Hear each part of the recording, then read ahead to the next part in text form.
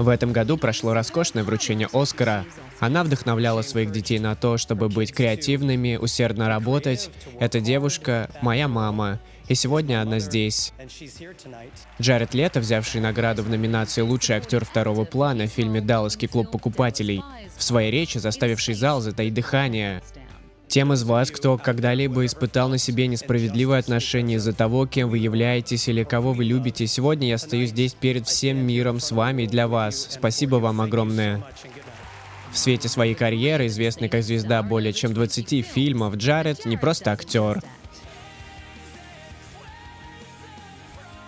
Фронтмен группы 30 Seconds to Mars, выпустивший 4 альбома, получивший признание критиков, отыгравший 311 концертов на 6 континентах для 3 миллионов людей. И после посещения нас в прошлом году... Ничего не подумай, но ты и правда красивый парень. О да, вот так. Слава богу, что я сижу за столом. Гастролируя по стране, группа сделала остановку у нас в студии. Встречайте обладателя награды «Оскар» Джареда Лето.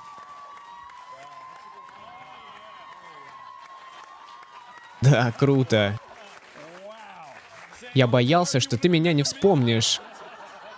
Хорошее начало. Это не хороший конец, это хорошее начало. Посмотрим, посмотрим. Ты не знаешь, что происходит там.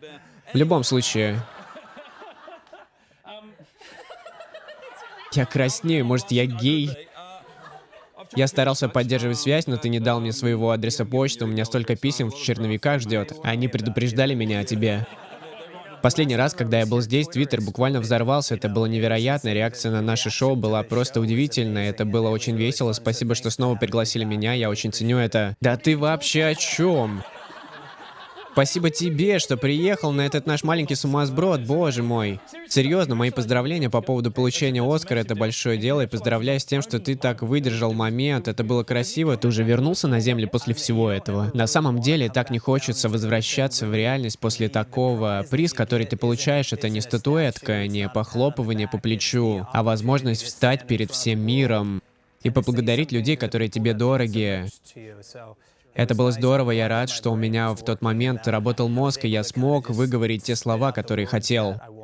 Это было здорово, и тебе, конечно же, говорили об этом множество раз, но тот момент, когда ты говорил про свою маму, это было так красиво. Люди, которые любят тебя, говорили: «О, боже!»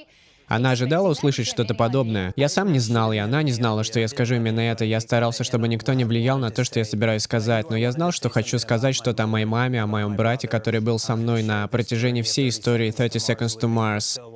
Я хотел сказать что-то о несправедливости, о СПИДе. Этот момент на сцене можно использовать, чтобы поглотить направленный на тебя свет, а можно отразить его на другие вещи, что я и сделал. Многие люди думают, что, будучи актером, очень просто сказать такую речь со сцены. Но на самом деле, есть ли разница между актерской игрой и произнесением подобной речи? Ну, тот факт, что я музыкант, немного упростил задачу, так как я провожу на сцене большую часть времени. Как актер ты получаешь некоторую защиту от непосредственного взаимодействия со зрителем, в отличие от актера театра и тому подобное. Однако, это тоже уникальный опыт. Во-первых, в голове образуется полная каша.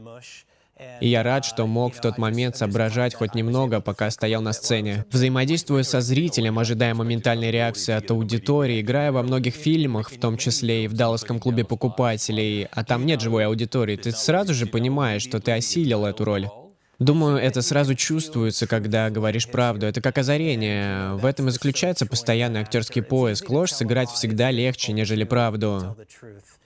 И в таком фильме, как «Далласский клуб покупателей», весь смысл в правде. Это красивая и сложная история. Ты хочешь справедливости для этих героев, оказавшихся в таких обстоятельствах. Та тема, которую раскрывает сюжет фильма про ВИЧ-инфицированных, и которую ты затронул в своей речи, напомнил мне об одном случае. Марлон Брандо отказался от Оскара, посоветовав коренным жителям Америки отказаться от Оскара от его имени и сделать официальное заявление. Когда ты выступал со своей речью, думал ли ты, что это запомнится надолго и, скажем, войдет в историю? Я не думал, как я уже сказал, ты получаешь эту возможность. Эти 2 минуты на сцене — это самый великий дар, который когда-либо был у меня в жизни.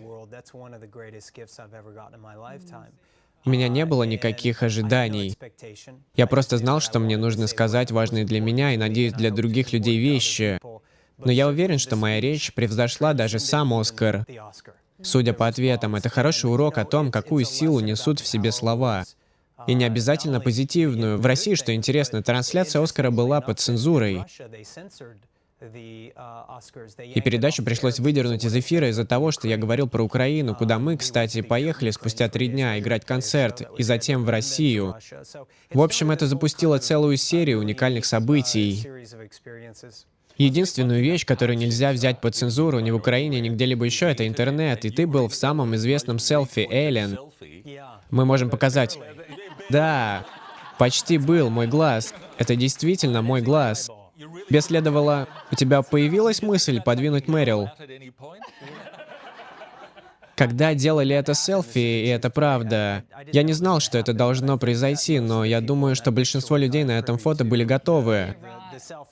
Однако я думал, что это спонтанность. Я буквально подскочил с моего кресла, которое было на другой стороне зала. Прокричав: «Я должен быть на этом фото!», я бросился туда, к ним.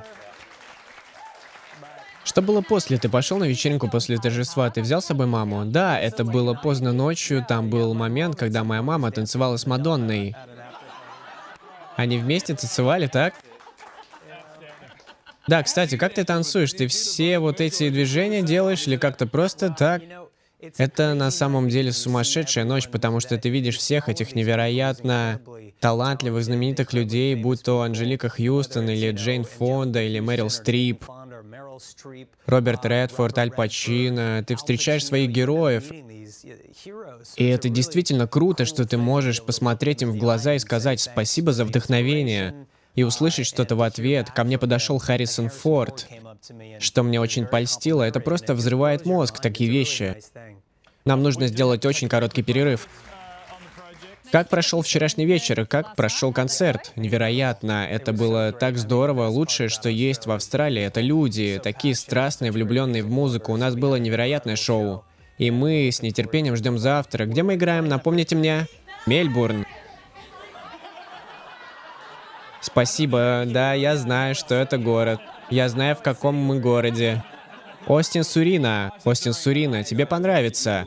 Джаред, я тут читал, ты сказал, что ты одинок, все эти девушки пришли с тобой познакомиться. Но это не все, там снаружи есть еще.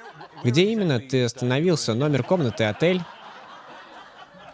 Ну, на самом деле, они нам заплатили, чтобы мы спросили. Ладно, я должна спросить, сыграем в эту игру, в которую играют на вечеринках. Кого бы ты выбрал, настоящую рок-звезду или девушку с большой грудью? Кто лучше? К счастью, мне не приходится выбирать. Я бы справился с обеими. Но на самом деле лучшее, что у меня было в жизни, это возможность разделять все это с моим братом, 30 Seconds to Mars. О чем вы там хихикаете? Они там показывают пошлое видео. Там есть некоторые моменты, которые вы бы заценили, показали в передаче. Ладно, все это здорово, и ездить по миру — одна из самых крутых вещей, которые я могу себе представить.